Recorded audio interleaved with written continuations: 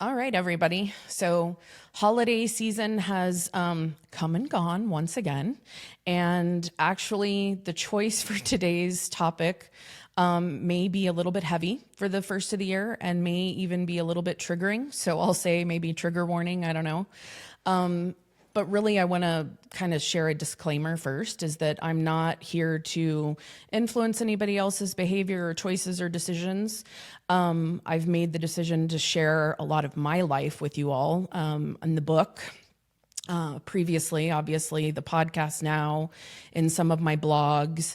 There's people out there in the world that probably know more about Allie than they ever wanted to know. But I've really made the decision to be somewhat of an open book, and maybe at times it's TMI, but my real goal is to share my life experiences, my struggles, my wins, all the good, all the bad, and sometimes the ugly, in an effort to maybe lessen the time it takes other people to make certain choices or decisions, or find a way to maybe help them do it in a slightly less painful manner. But I think a topic that I get asked about quite frequently, I did with the book and now just kind of in life in general, and seems to be becoming kind of a more frequent topic in different groups that I'm part of and my friend groups, is the topic of family estrangement. And it is not, like I said, it's not a Happy New Year, real light topic. But I think it's important, and I think it's maybe going to resonate with a lot of people. And the more that I think people have had the courage to ask me about my experiences and some of my choices, the more I've realized how much more common this is than necessarily we think about. And, the realization that, I have a dear friend that's highly, highly educated and has an amazing job and amazing husband and a beautiful daughter, and has been estranged from a family member of hers now for several years. And I don't think I ever really realized, again, what that's like. And I actually had a conversation with a friend of mine that I'm hoping to have on the podcast soon, who just lost her dad. And we were talking about the fact that, and she said it actually, that grieving is something that we most of the time associate with the literal physical loss of a loved one. And it came up in topic with her in conversation, and it also came up in topic with a woman that just recently lost her husband. I took her to lunch before Christmas. I do a thing every year where I post on Facebook that any woman that will share the post and do the same, pick somebody that comments on it and do something nice for them. So buy them a cup of coffee or take them to breakfast or, whatever that is. A little, I call them susus, which is just a little something for no reason. And we had gone to lunch and we talked about the fact that, how strange it is for her navigating this life now with 3 little ones and without her husband. And she had just finished reading my book, actually listening to it. She said, I'm not a reader, so I waited till it came out on audio. But she said that it struck her that when you start talking about family estrangement, it's very similar to the grieving process of the literal loss of a loved one. And it really made me kind of start thinking about that as really kind of thematic in a lot of lives of people that I know and love that have navigated it. And I'd never really thought about it that way. But my son this year was with his dad for the holidays, for Christmas. And so I had a lot of time to think. And Christmas Eve was great. I went to a friend's house, did the white elephant thing, and had a great time. And Christmas Day was very quiet. What I'll say is people ask, well, how was your Christmas? And I said, it was very quiet and very peaceful. Was there some sadness to not being around my family? Yes, I'm not going to lie. But the reality was, when I really looked at the choices that I made, you don't just suddenly wake up one day and decide to draw a line in the sand and walk away from loved ones. Family estrangement, I think, can best be described as, I guess, a decision forced by 1,000 little cuts. And when I look back, I can picture when it happened. And again, I'm not sharing in judgment of anyone else or anything that happened in my life. I'm sharing from a perspective of my choices. And it was just prior to Thanksgiving, about 3 years ago. And things had escalated to a point in our family dynamic where historically I'd been quiet. And so I would just smile and nod and blow off the jabs, or, something would be said and it would hurt my feelings, or I'd be offended and the comment would be made, "Oh my God, calm down, it was a joke." And I would always go along with it. I would smile and even sometimes force a laugh just to buy some peace in the moment. And I think as I guess continued on my healing journey and really started paying attention to the things that were having a significant impact on myself and on my son, I realized one of the things having a detrimental impact was the fact that by continuing to allow certain dynamics in friendships, in family and relationships, I was self-abandoning. So I wasn't just being hurt or having my feelings hurt or my heart hurt by others. I was doing it to myself by allowing it to continue. And so I think, post-divorce and having navigated that, seeing different things from a different light and realizing something had to change. And so I remember my dad had already received his lung cancer diagnosis, and we were all supposed to go, and I had agreed to go on this trip despite the fact that I'd quit traveling with the family several years previously. But I decided I was going to go, and I had said yes. And then everything escalated to a point that I realized that wasn't a good idea. And when I started looking into and really reading up on family estrangement and what that looks like and how it happens, one of the things that stood out to me was the fact that when you do start to change as a person, you do start to hold a safe space for yourself, to see your own self-worth and value. And, people say, well, just set a boundary. Well, that's great until you set the boundary and the boundary continues to be crossed. And so then what do you do at that point? And the realization I had was that I didn't choose to not go on the trip out of some sort of punishment to other people. I didn't choose to skip that Thanksgiving out of some sort of, they'll come back wanting a relationship stronger with me. I did it because I knew I was no longer in a position to be able to stay silent. And so I knew in that moment, deciding whether or not to go on that trip, if I went on this trip and certain dynamics persisted or certain behavioral patterns happened, I was no longer the same Allie that would be able to kind of smile and nod and laugh it off and pretend I was fine. And so to spare everyone, and I told my parents, I said, I love you both. I'm not going because if something is said or done to one of the two of you or to me or to my son, I said, I'm going to say something. And I said, and we don't need the Colorado Trimbles, as we call the family in Colorado, to have to bear witness to that. And so I think it's better if I just sit this one out. What I didn't realize was by me taking a step back, drawing the boundary and sitting the holiday out, it didn't de-escalate the situation with my sibling. It actually blew it up. And so very soon after Thanksgiving, there was a text tirade that ensued. And for me, we talk about the breaking point. For me, it was that. And it was the fact that it was a family text thread. I talk about it a little bit in the book, that went from 0 to 10 in an instant. And nobody said anything or made any attempt to try to stop it. And so I knew in that moment that the relationship with my sibling needed to essentially come to an end, at least for the time being, and take a time out. And I hoped in time, and who knows, it's been almost 3 years, and maybe in time something will change. But the reality is, my dad would often say, you need to be the bigger Christian, the better Christian, the bigger person, and forgive.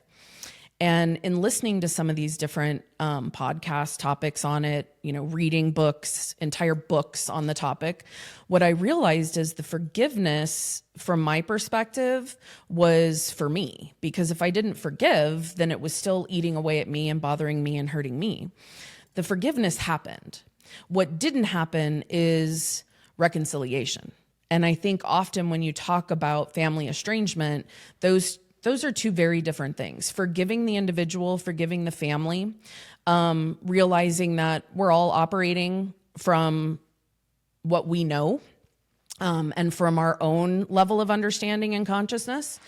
But that does not mean there has to be reconciliation. Reconciliation is inviting that back. Now, if there's been work done, and genuine ownership of the issue and genuine apology and genuine desire for a new relationship and a path forward, that's different.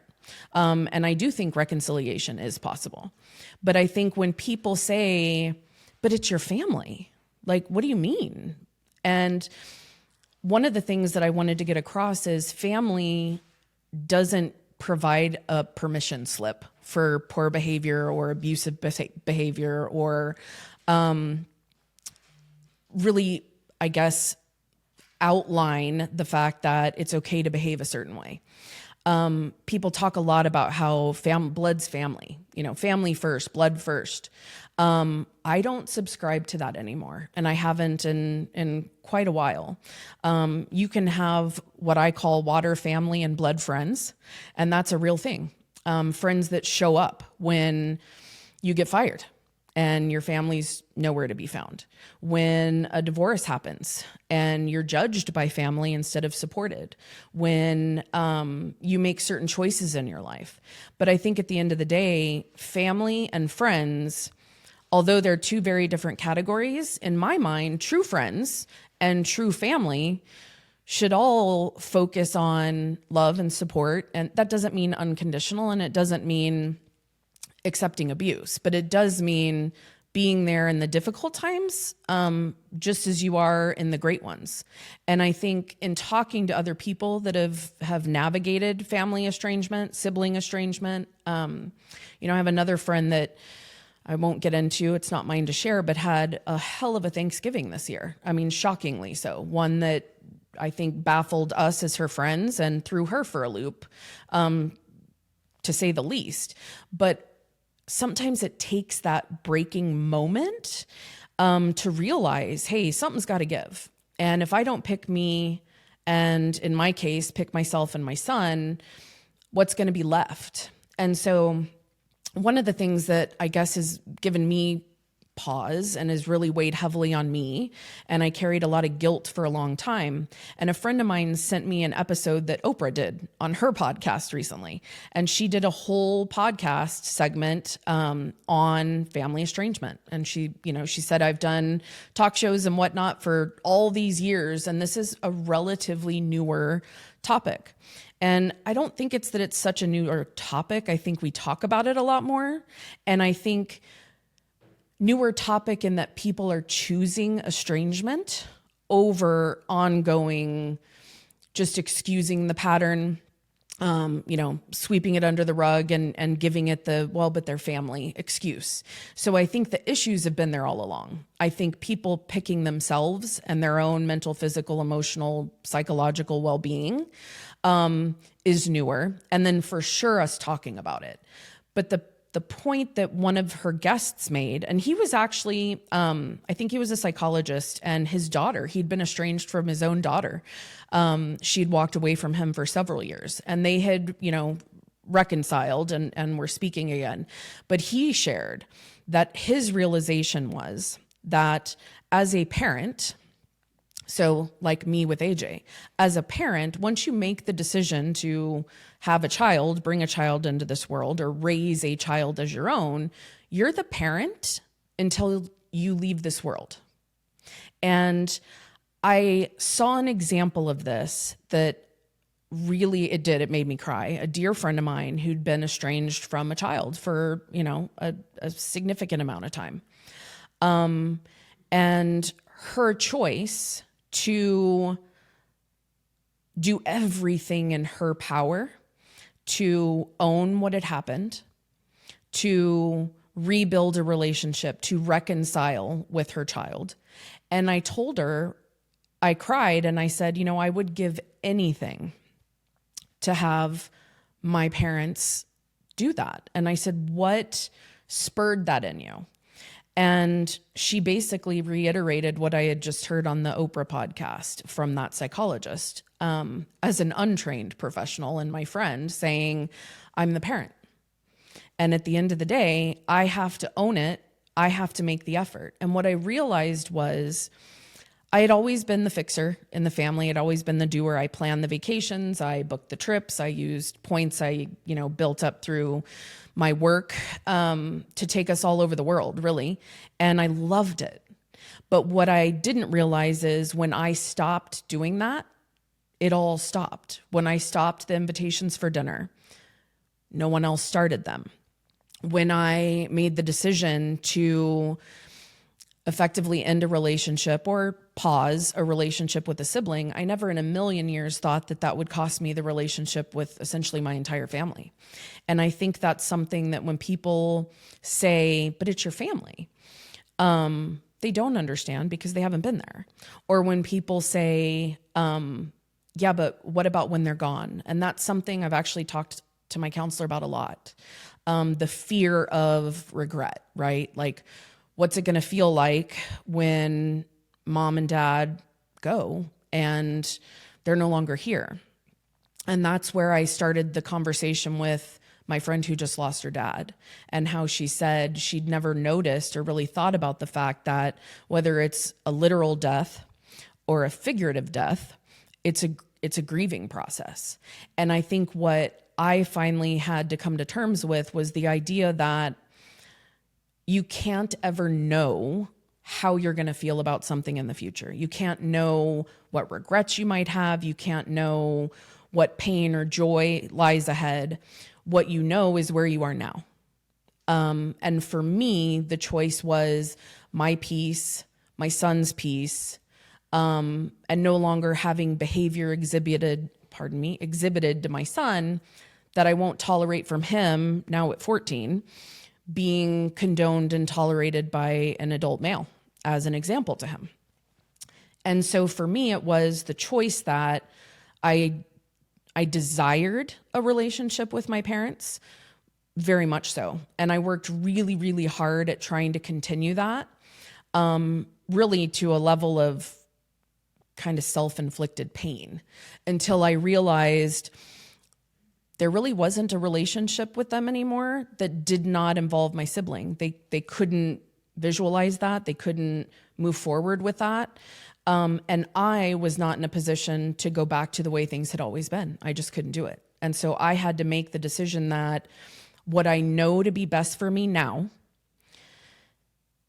is strong enough and important enough in a mission sense for myself and my son that I would rather risk guilt or sadness or regret in the future than go back to something I know is toxic and poisonous now. And so in speaking to my friend, whose father had just passed, she said, I've often wondered like how you navigate this and how they're just gone. And she said, and I never thought about the fact that your Christmas this year is just like my Christmas this year, except that your family lives a mile and a half away and is having their own Christmas celebration and doing their thing sans you and AJ. And that's part of the reason I wanted to come on today, is a lot of people have asked me about it.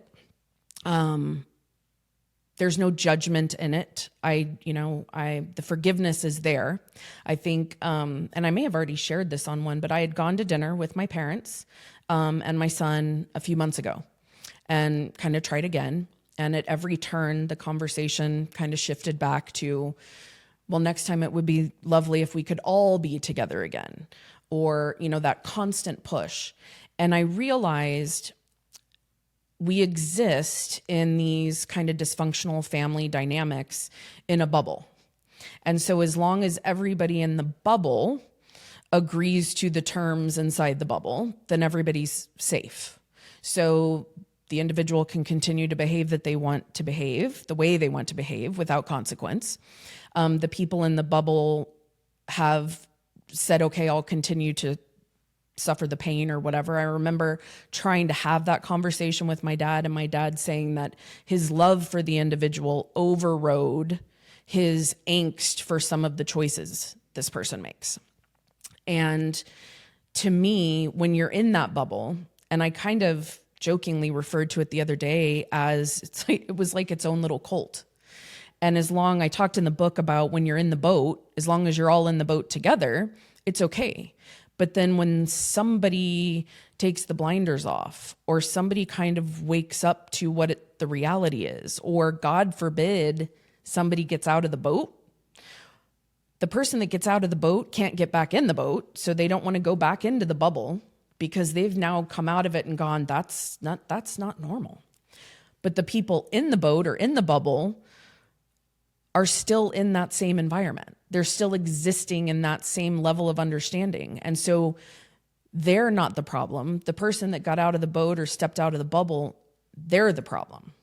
And so people, talk about the terminology scapegoat. I've never assigned that title to myself, really. I don't really feel that.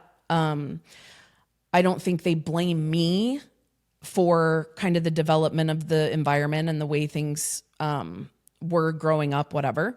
I think what happened was when my eyes opened and I left the bubble, I got out of the boat, it was like, oh no, what are we going to do to get her back in the boat? And I think that choice, that singular choice for me to not go on the Thanksgiving trip that year, what I didn't realize why that boundary would escalate or worsen the situation was because that individual then lost control. They had lost control of the situation. I had spoken up. I had said, I'm not going to do this anymore. I'm not going on this trip because I can no longer tolerate this stuff and not speak up, not say something.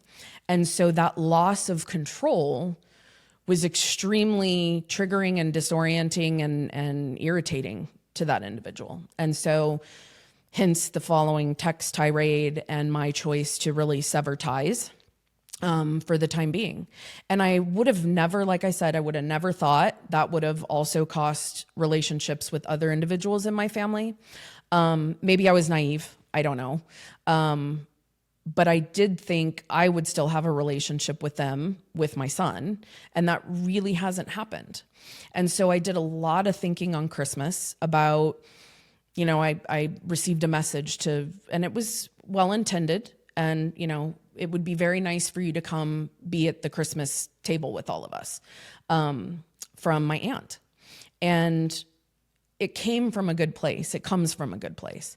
But it's that idea of, okay, then I know I could have gone back, sat down at the Christmas table, and it would have been like nothing ever happened. Like the last 3 years never happened. The text tirade never happened. The 3 years of estrangement from my parents to me and their grandson, it would have just evaporated like none of that occurred. But that to me is kind of at the basis of what dysfunction and some level of toxicity looks like in a family. If we can't have a conversation about how we all got here, and we all just want to be back in the bubble together, pretending everything's fine, I can't do that. And for those of you that have listened to some of the other podcasts, I think it was the first one that Norma was on with me from Noble House.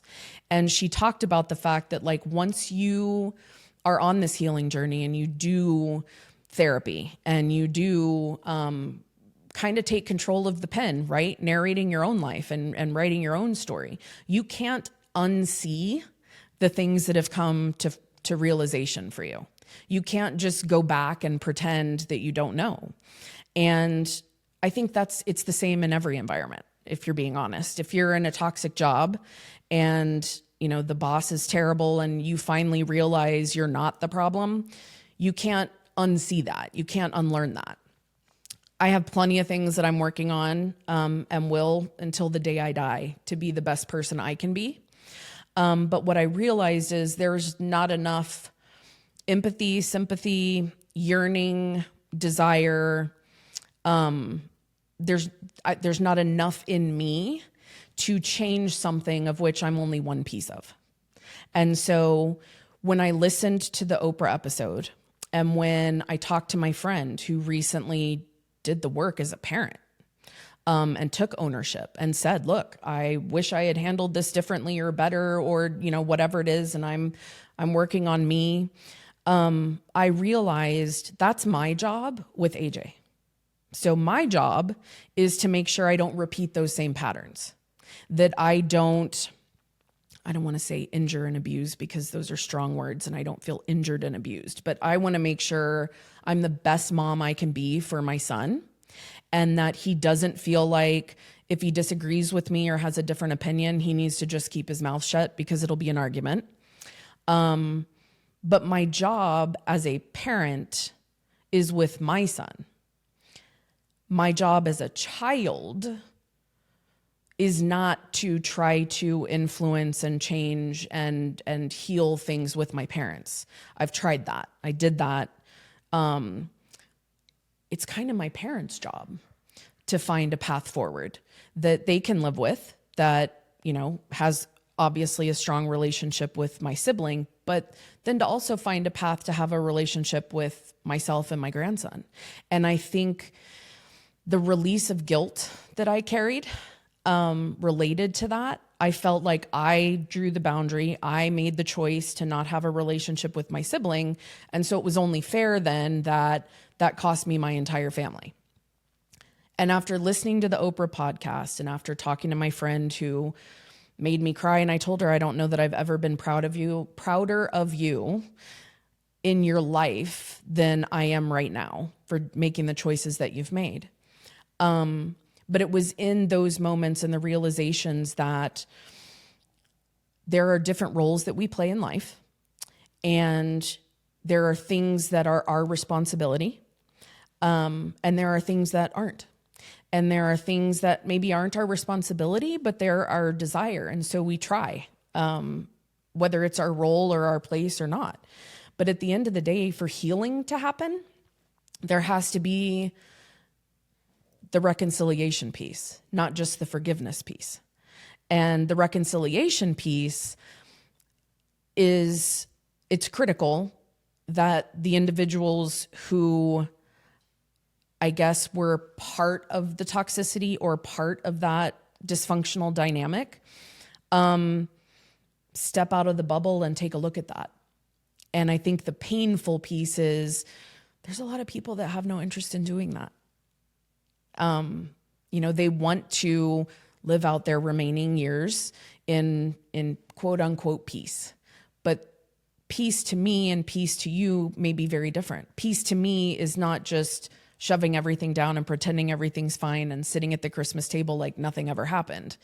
Peace to me is having a real conversation and validating what's happened in the family.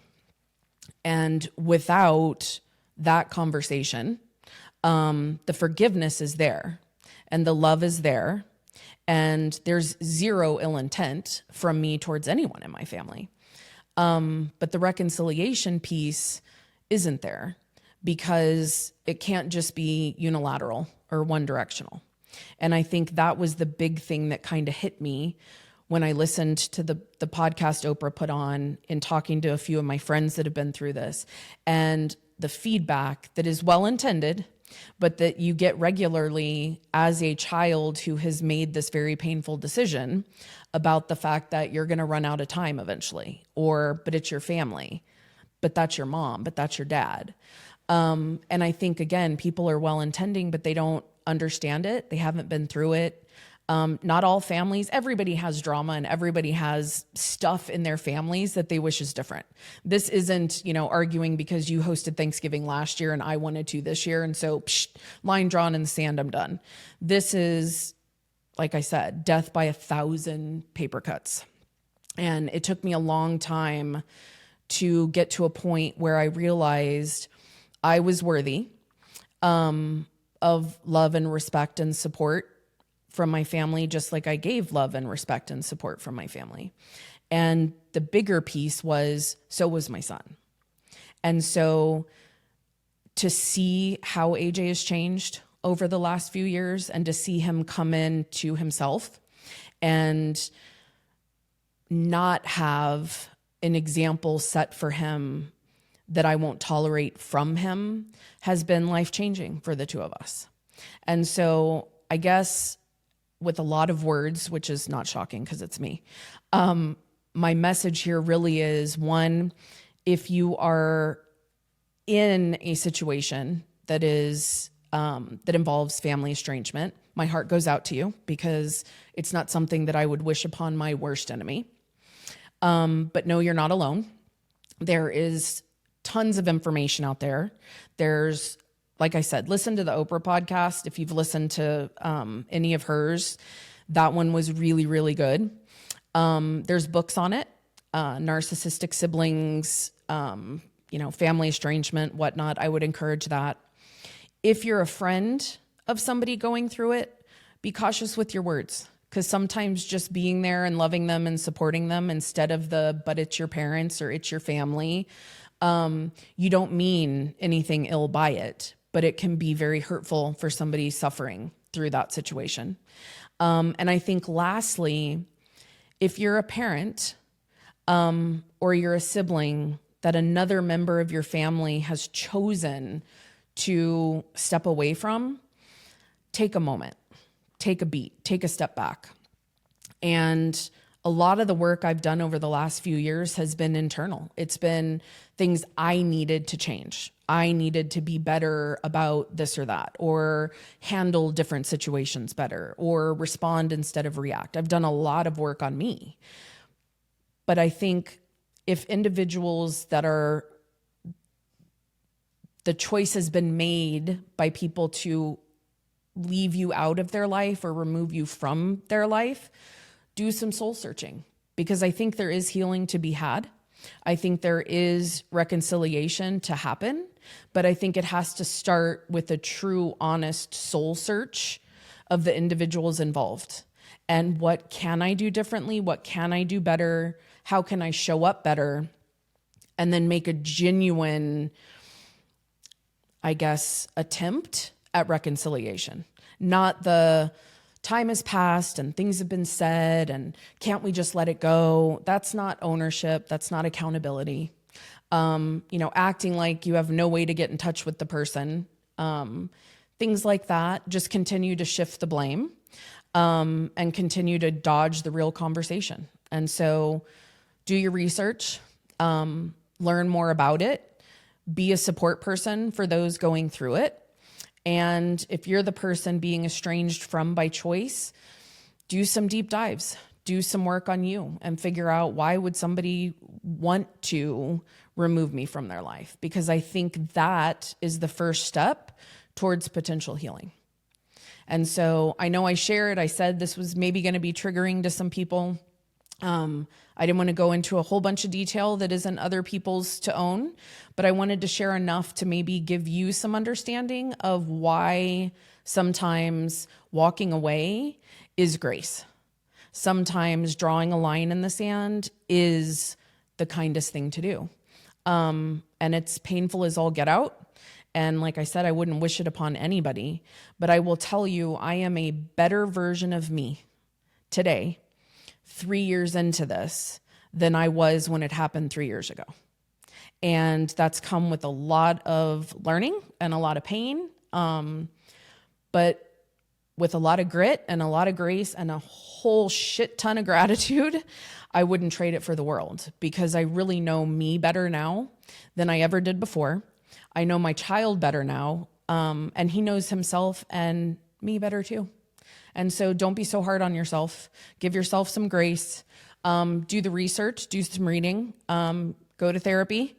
Definitely not encouraging people to cut folks off for no good reason. But the reality is sometimes that move is self-preservation in the end. And so if that's you, my heart goes out to you.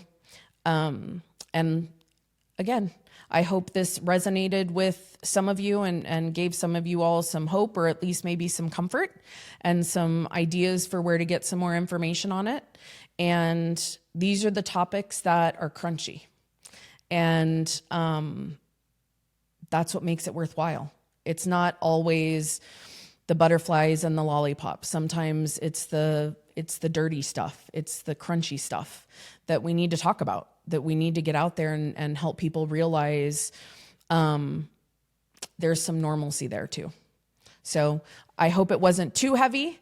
And I didn't, want to come on and make anybody too depressed right after the holidays, but I thought right after the holidays was kind of a perfect time to get on and talk about it a little bit. So again, thank you for tuning in. Lots of upcoming episodes and new guests. So I'm excited about that. And here's to more adventures for me and for everybody involved in my journey. So thank you guys so much for tuning in today.